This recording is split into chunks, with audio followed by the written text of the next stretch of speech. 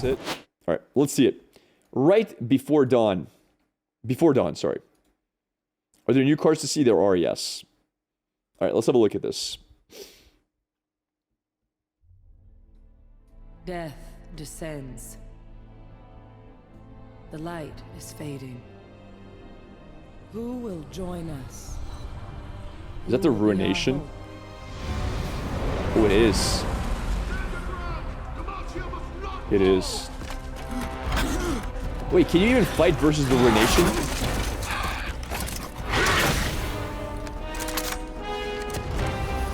It's not the Ruination.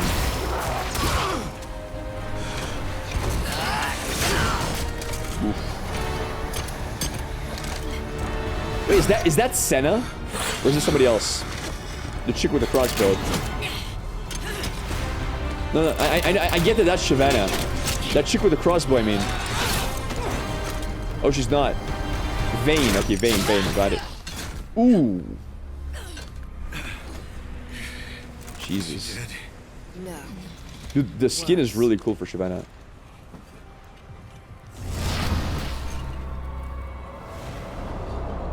You cannot stop the darkness he's unleashed. Damn, dude. Until our queen is returned, all will be brought to ruin. Our queen. Do they mean Rek'Sai? No, I'm just kidding. I doubt that's Rek'Sai. It's the wife of Viego, right? The chick of Viego.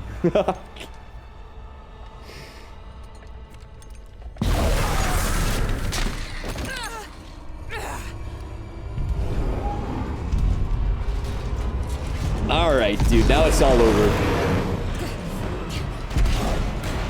She's leveled up. That's gonna be such a sick skin. She's big. Then shoot her twice. Alright, never mind. Now I see who Senna is. I remembered. It's temporal.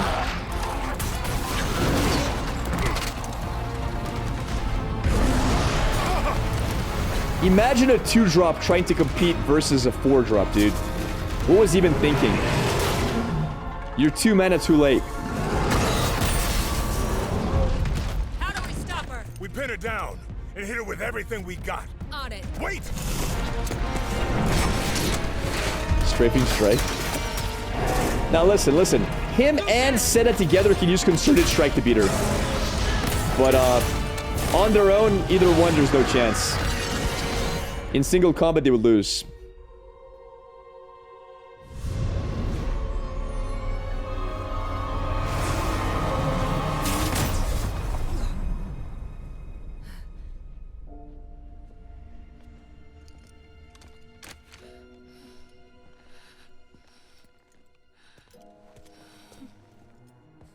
No.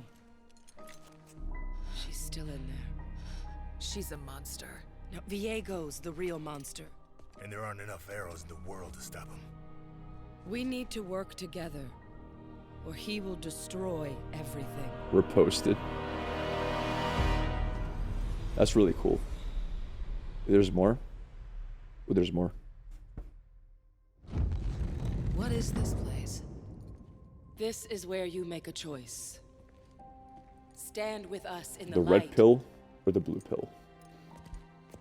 or fall alone to the darkness. Yep, it was a duality choice. I like it. She's reckless, Senna. And we'll need more just like her to stop what's coming.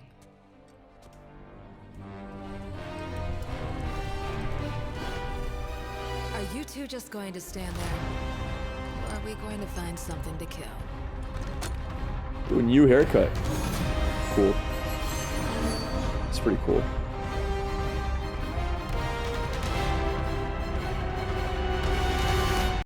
Alright, I just want to talk about something really quick. There's one misplay I saw here. Everything was really good. They were fighting properly. We're right here, dude. Listen.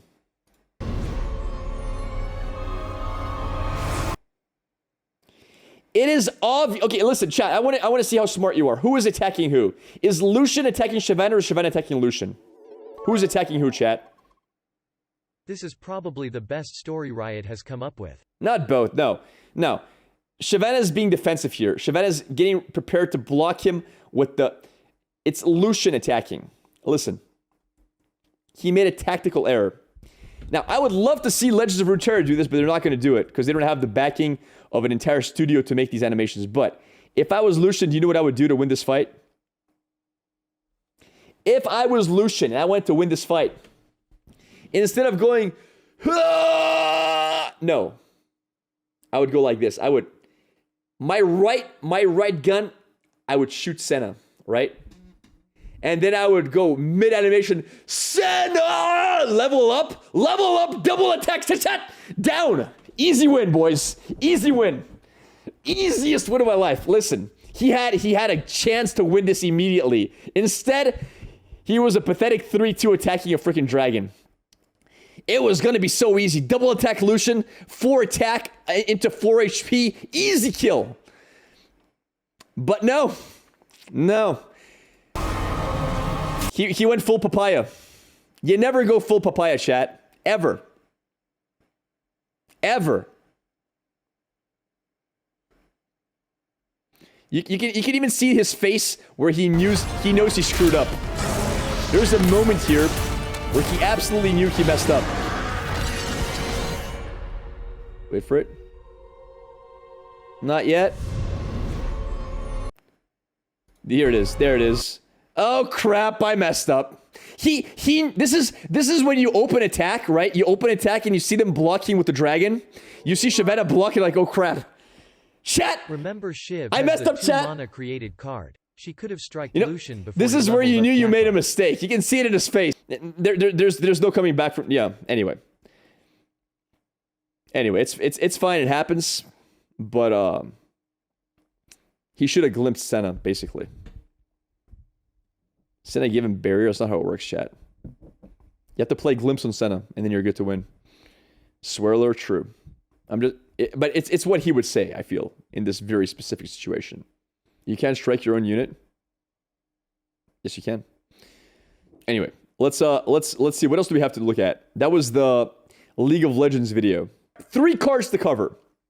First card is first. When I'm summoned, summon a Warlord's Palace or advance it 2 rounds. Entirely needs to be played with action. Okay, action.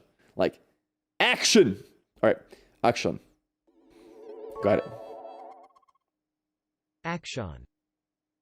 I mean, I'm not sure if text-to-speech pronounces it right. That's the problem. He's the Prince of Persia. Got it. All right, action. So without action, you never play this, obviously.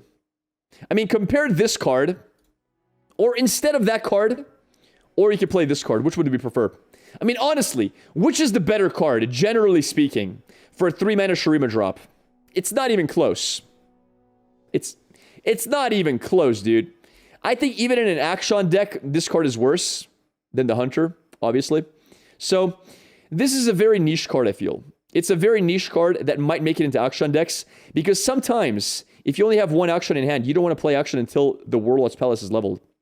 Depending, like, let's say you're playing versus Ezreal Draven. If you're playing versus Ezreal Draven and your win con is to level Akshan, well, there's a good chance you're not going to play him until he's leveled up. Simple as that. So you're going to drop this on 3, wait a couple of rounds, get the Warlord's Palace advanced, and then you drop him after it's advanced. Because you know he'll die to Mystic Shot the moment he's on board. You know he'll die to Flock. You know he'll just die instantly. So depending on the deck, this might see play just because it's one more way to create the Warlord's Palace without getting your unit dying. But yeah, that's what I see here. It's interesting. It's interesting, but it's not a very strong unit.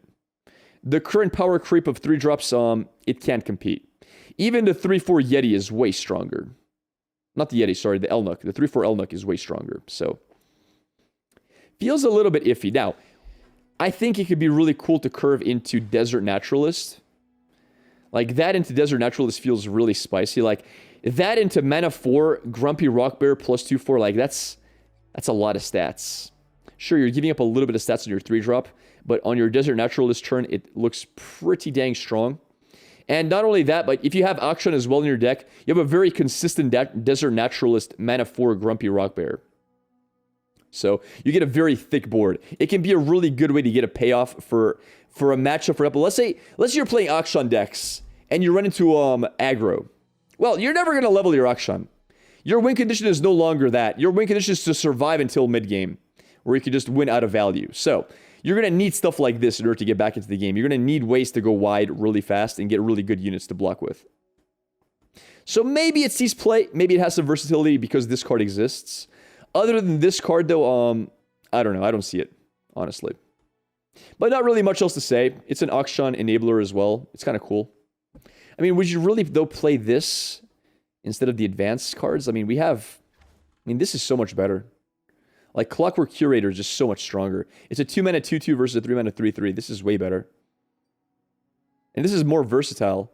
Now, the only thing he can do is he can't create the landmark. And you sometimes want to create it on 3 if you didn't draw a single Akshan and it's your win condition. So again, if your win condition is an Akshan combo, like let's say I was playing Karma with the Warlord Palace combo, maybe I would play this. It's one more way, because a lot of times you don't even draw a single champion you need. So I could see this being played.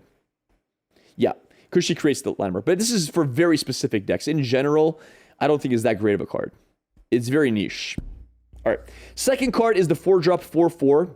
Give an ally +2/+0 to give an enemy -2. It's not Troll Chant. It gives you attack. It doesn't give you HP. And it's not a free Troll Chant because Troll Chant is really good during combat tricks. It's not really that great to play before combat. And you play this before you combat. It's okay defensively versus aggro. Let's say aggro drops down their Jinx on 4. Well, you play this on Jinx, and all of a sudden now the Jinx is a 2/3 attacker, which can't attack. So it's good for slowing down aggro. It's good in fearsome decks because you can get rid of fearsome blockers and give your fearsomes more attack. But this doesn't have fearsome, so that's a pretty negative side effect. If this had fearsome, for example, I think this would be a great card, because then all of a sudden you can play this on a blocker and he can't block it. It's good versus Ezreal. Giving Ezreal -2 attack means Ezreal can't get value. So your opponent drops Ezreal, you drop this. Well, you deny them 1 attack. It's good versus a lot of quick attack units as well. It's good versus Zoe, good versus Teemo. It has uses. I don't think it's bad. I just don't see what deck I would play this in. Reputation. This card needs to have 5 attack to be playable in Reputation. It's not good enough for Reputation. Rek'Sai. I don't know. Not horrible with Fiora, actually. That's a good point. But, like, do you really run a 4 mana cost unit in a Fiora deck where you can play a 1 mana cost predict card that does exactly the same thing? Or almost the same thing? Like, I'd just rather play the 1 mana cost predict. You don't really need units in Fiora. Again, if this had Fearsome, I think you would see play in a lot more decks. Without Fearsome, I'm not sure. I don't think this is strong enough. It's just an okay-ish card. Like, it's not bad. It's not a bad card in any means, but I don't think it's amazing. I don't think it's good enough. Because 4 mana is already getting to the point where things are getting expensive. If it was a 3-drop, like let's say it was a 3/3 that did this, I think it would be playable, maybe, but I'm not feeling it. Good for Overwhelm. Yeah, but it's 4 mana for only +2 attack. Overwhelm, you want to get more than just 2 attack for 4 mana. Because if you're looking at an Overwhelm deck, you're looking at finishers. This is not a finisher. It doesn't do enough. Because it itself doesn't have any Overwhelm. It just gets chump blocked. So you need it to have something. I'm not sold on this card. I don't think it's going to see that much play. But it's cool. It's interesting. Maybe I'm not seeing some kind of interaction. Yeah, it's not grant, it's give. If it was grant, I could see an argument. Like, this would be really strong if it was grant. Granting permanent buffs is always good, and granting permanent negative things is always really good. Like, for example, we have this card. Compare this and that. This is 10 times as good. Isn't it?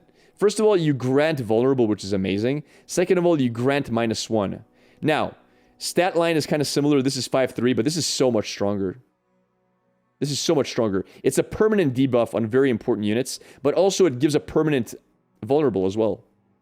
Way better, way better. And 5/3 is better than 4/4, I agree. So, yeah, this is just a weaker card. Vulnerable is also so strong because it kills backline units. This doesn't kill anything. This is a combat trick you can't play during combat, basically.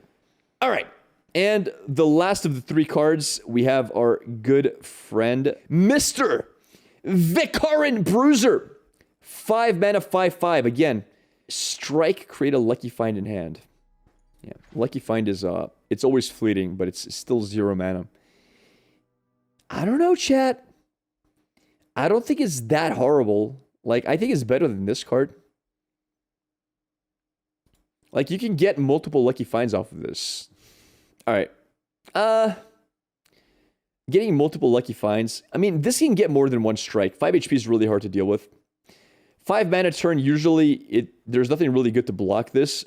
Most really good 5 mana stuff for like 4 or 5 Radiant Guardians and whatnot. This can usually get more than 1 attack. And because you're playing Shurima, you have a couple of ways to defend this. You can give things minus attack. So this can give you like 1 Lucky Find on average, probably. Maybe 2, if you're lucky. And you can use the Lucky Find on it, give it quick attack, and then it's a lot better. Like, it could be a bit of a value engine. I don't mind this card at all. Awesome as a blocker, it is. It's very good as a blocker. Now, if Lucky Find had a lifesteal, this would be so good. But Lucky Find doesn't have lifesteal, unfortunately. So it's not as good. 5 mana, though, yeah, it's a bit expensive. Again, I don't think it's a great card, but I think it's okay. I think some decks can make this work. Maybe. I like it. It's a pretty okay card. I think this is probably the most interesting card out of the 3. This is the worst one. I'd say this is niche playability. And this is, it's always good to have these kinds of engines. I like game engines that can give you infinite value if you get enough procs with them. Better than Billy? No, because Billy's a 2-drop, chat. Billy's a 2-drop, and Billy is played early game. It blocks aggro. This doesn't do anything versus aggro. This is a bit too late for aggro. Sivir can benefit from him for sure. For sure. I like the card. Ruined Reckoner. When I'm summoned, create a Midnight Raid in hand. 4 mana, 4/3, pretty trash stats, but Midnight Raid, fleeting slow, an ally starts a free attack. It's good with Zed. It's probably Zed is the best target for this. It's not bad with quick attack units. It's really good with scouts. Hecarim? Hecarim, it's pretty good. Yes, as well. Everyone? Well, I mean, not everyone. Like, because you're not attacking, you're only attacking with 1 unit, right? Attacking with only 1 unit, it's debatable how good it is for the downside of having a 4 mana 4/3. Because a 4 mana 4/3 is just a blocking stat stick. It doesn't really do that much. Do scouts get free attacks? Yes. They actually rally for you. Callista. Callista's only good on your opponent's turn, unfortunately. It's not good on your turn. Katarina. Doesn't do anything for Katarina. Leveled LeBlanc. Shyvana. Yeah, it's not bad on Shyvana, for example. It's not better on anybody. Like, it's good on a leveled up Mr. Alligator. Crocodile. Forgot his name. Nobody ever plays him anymore. You know that card. Battering Ram is pretty good. Renekton, yeah, Renekton, exactly. Battering Ram, Renekton, all pretty good ones. Great for Misfortune, I agree. But does Misfortune really want to play Noxus that has no scouts at all? Like, Misfortune enjoys playing Demacia quite often. You can play the scouts from Bilgewater, I guess, with this. And Misfortune, maybe. I don't know. I'd have to think about it. Draven Axes? Nah, I don't really see it as a great Draven card. Ashe for free? Yeah, but Ashe doesn't really do much attacking on her own. What would happen if you have a Karma on board and play this? I don't think anything would happen, because they both resolve before your attack goes through, unfortunately. Level Talia is not bad, but again, like, the really big ones here are Zed, Battering Ram, maybe if you wanted to play this with Darius, but I feel like a 4/3 for 4 is really bad. And you have to play this on, what, like mana 8? If you're attacking on Darius with Darius on 6, you don't have mana to play this, and you have to play him on, like, mana 7 on your opponent's turn. And even then, you're only attacking with Darius, and that can be played around because this is a slow card. So let's say you play Ruined Reckoner, and the person plays Icefield Archer. Well, who are you going to play Midnight Raid on now? It's not a fast attack. It's not an open attack. So it's not ideal. And it's in Noxus. Looks like an Akshan Noxus support. Yeah, I could see this being good with actually the attack on, what is his name? The Attack on Titan card, the one that gets plus attack every time it attacks. Now that could be spicy. That could be just an extra way just to do a massive amount of overwhelm damage. Attacktron, yeah, whatever his name is, dude. That could work. I could see that working, but then again, that's a 10 mana card, and you're holding on to this until mana 12? I don't know. I'm not sold. Lee Sin is pretty good. I'll give you that. This is pretty good with Lee Sin, but the problem with that is that with Lee Sin, you can't challenge or anything, which means Lee Sin doesn't get his ability to pop off. So all you have is a Lee Sin naturally attacking face. So it's like, yeah, it doesn't work as well. Teemo, I mean, using this in a 1-drop, maybe. I'm not sold. Jarvan in hand. On your opponent's turn, sure. It's not bad. Yeah, Zed is the best. I agree. Zed is best with this. You can play Zed on 3, attack on 3. On your opponent's turn, playing Rune Reckoner into attacking with Zed again on your opponent's turn. That's kind of scary. But the Zed want to play Noxus? Maybe. Maybe. It's not terrible for Fizz, I guess. Yeah, it's not terrible for Fizz, but if your opponent has any elusive blockers, it's kind of dead. Let me look at the second one. Maybe it goes along with it. Retired Reckoner. 5 mana, 2/6. Already pretty bad stats. Overwhelm. Okay. When you target me, grant me +1/1. It's a grant, which is permanent. And it has natural overwhelm, which is a big deal. I don't know. A Lulu finisher? Why Lulu, though? Doesn't make sense. Because exactly what Sabbath said. You drop this on 5, and you're really behind.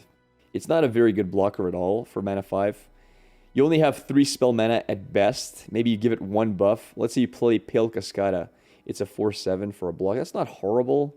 That's a 7 mana play. I don't know. With 3 Riven Blades shards in hand. So I can see that. I can see it being okay with Riven, maybe. Like, Riven... You know, maybe this works. I kid you not. Listen, there's a deck that goes well with this. If you put it in the double attack Riven Draven deck, that could really be a strong finisher. That could finish pretty strongly with double attack. Like, you give it double attack. You have Flurry of Fists. You have axes. You have survival skills, for example. And you have Riven. So this combo in itself is kind of scary on that card. It's kind of scary. Riven gives him quick attack. Flurry of Fist gives him +2 attack and double attack.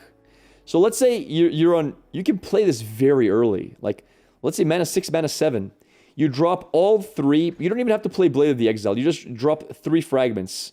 This is giving him +3 attack. No, you just need to play 2. This is +3 attack. +4 attack. +5 attack. +6, +7 attack. He's hitting for 10 damage double attack. That's 20 damage to face. Gems might be better. I think Flurry of Fist is going to be a great finisher for him. I think. If you run him in the Draven Riven combo deck. It's a very chunky unit, so it's hard to remove. It is. 5 mana, 6 HP is incredibly strong in terms of being removed. It's very hard to remove. Does Taric trigger his effect? I'm not sure. I think it might, yeah. I think so. Frighthened Ibex! When I'm supported, give me and my supporting ally 1/1 this round. So we got to compare it to this card here. Even though this is from, what do you call it, Ionia. It's way better than Flower Child. It's so much stronger. It is really, really good. Only issue is, now I know it's give, not grant. I'm aware of that.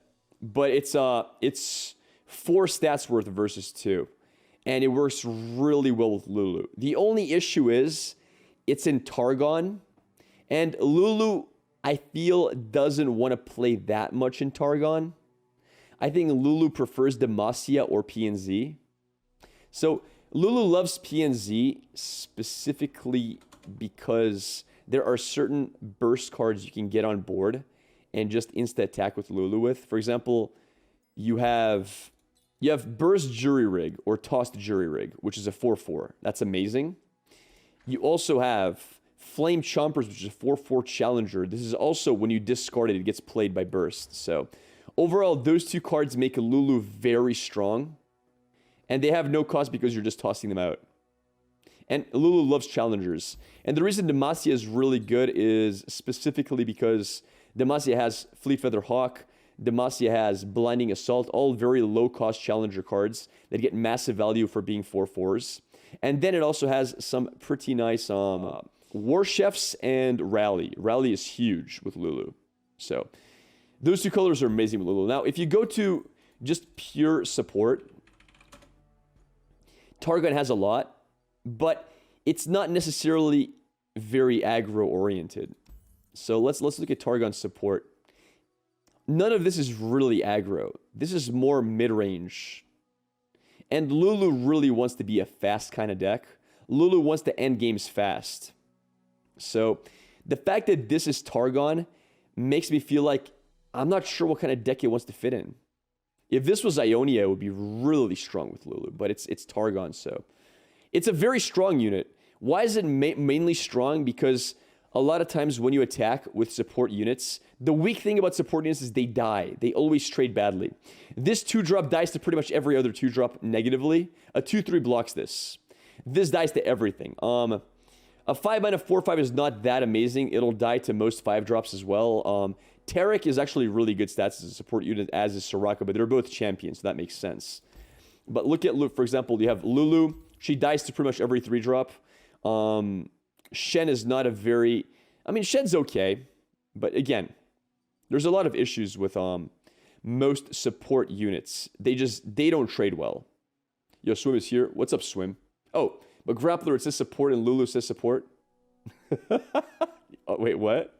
I'm getting mean. Wait, Swim, do you agree that it's the wrong color for what it does? Like, that's what I... Like, if you want to put 1-drops that are supports, they have to be an aggro.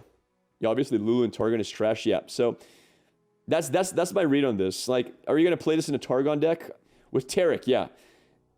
I mean, are you really going to play some 1-drop supports for Taric decks? I don't think you do. So, like, Taric's level up does help with supporting. So you could theoretically play a support package with Taric. But that's not the reason you play Taric. I mean, Taric is literally there for one reason and one reason alone. It's to get a rally with the new Demacia card. So I don't know.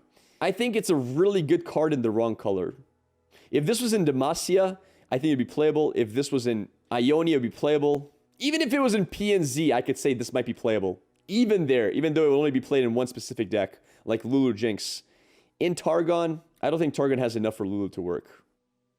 Like, sure, there's cute things you can do. You can play Soraka into that, but what does it really do? Like, why would you play with Soraka? Do you really need Soraka to be a 2/7? Nothing's killing Soraka. Do you really use Taric to give buffs to a 1/2? No, you want to usually use Taric to buff things like a 4/5 dragon.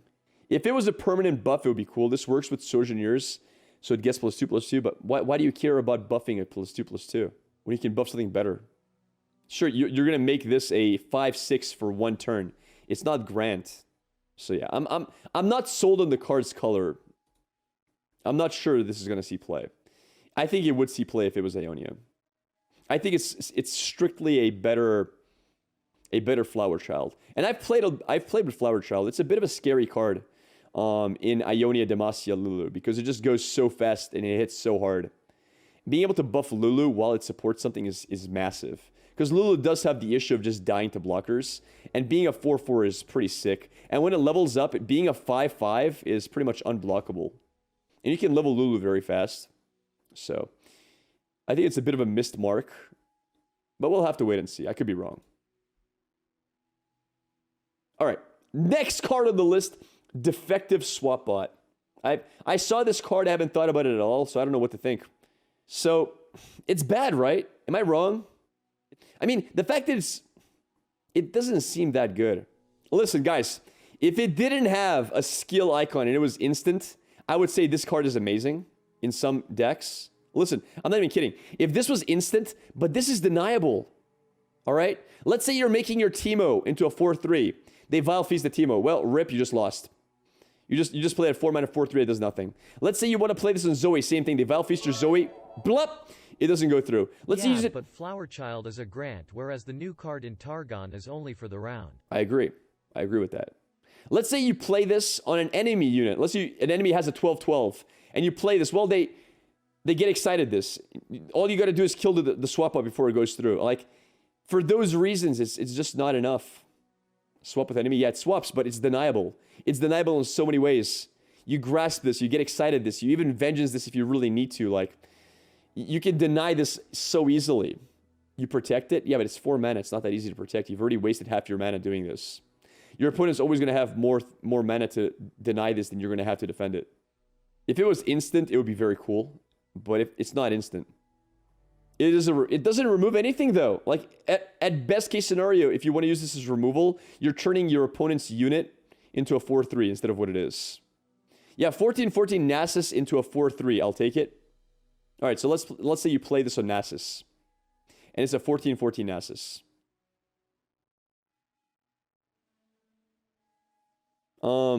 I mean, let's look at the scenario. You can. No, Nasus would not be a 14-14. Nasus would be a 4-3. I wish it was a combat trick. Yeah, it's not a combat trick, unfortunately. So, I don't think it's that great. What are other people saying about it? I haven't watched any other streamers' reactions to this. How do they feel about this card? I wonder how that works. I wonder if this sets or if it's... You might actually be buffing Nasus with this. Because I'm pretty sure Nasus is an aura effect. Yeah, you would actually buff Nasus. You would buff it. But you would also buff your 4-3. If Nasus was 14-14, it would become a 16-14 after you used it on it. 16-15? Yeah, 16-15, sorry. You're right.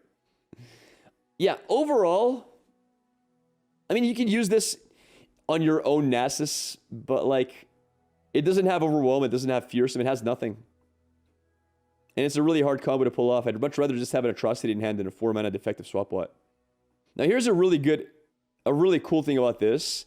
This would become a 14-14 and it would not be silenceable. That would be the base stats. So you could actually use Atrocity off of this and Hush couldn't stop it. If that makes sense. That's a really cool mechanic. You get the stats, but they would be base stats. Fizz in Fizz Ezreal will use it. Maybe, actually. Maybe this is playable with Fizz. Like, that's the one unit I can consider this being playable with, maybe. But even then, like, why are you playing Defective Swapbot that's a slow effect? It's like, why not just run why not run Suit Up? Isn't that just way better? It's burst speed. It can be used as a combat trick. It's like, Suit Up just looks so much better. It's a blocker, yeah, but it's slow speed. You can't even use it on your other units as a combat trick. It's not as versatile. It might be a niche tournament card. Sometimes, yes, depending on the meta, sure. If something like massive buff meta was a thing, let's say the meta was for some reason like making a 30-30 Braum, and you turn the 30-30 Braum to a 4-3 Braum, yeah, fantastic. Turn an enemy Farron into a 4-3, sure. You can swap stat lines with some 10 cost units. Yeah, but like, again, it's deniable. Like, you play this and then they just grasp it. Whatever. I'm not a huge fan. I like the mechanic. I think it's always cool to have different kinds of mechanics out there. But, like, a 4-3 body is not even that bad of a body. Like, let's say your opponent has a 7-7 and you turn it into a 4-3. Have you really done that much work? Meme potential is high. Yeah, there is a lot of meme potential, sure. It could be a fun card, but overall, I'm not sold that it's going to see much play. Neither of these, so... I think that's it for the card reveals. Tams, clip it. Boobler, oh god, Listen, I didn't realize how I placed this. I didn't realize the placement, my bad. I was not paying, I just put it randomly somewhere, chat. Alright. Listen, my bad. That was actually unintentional. Actually unintentional. You know what, screw it. I'm just gonna embrace it. I'm not gonna run from it, chat. I'm not running from my responsibilities. Boobler it is.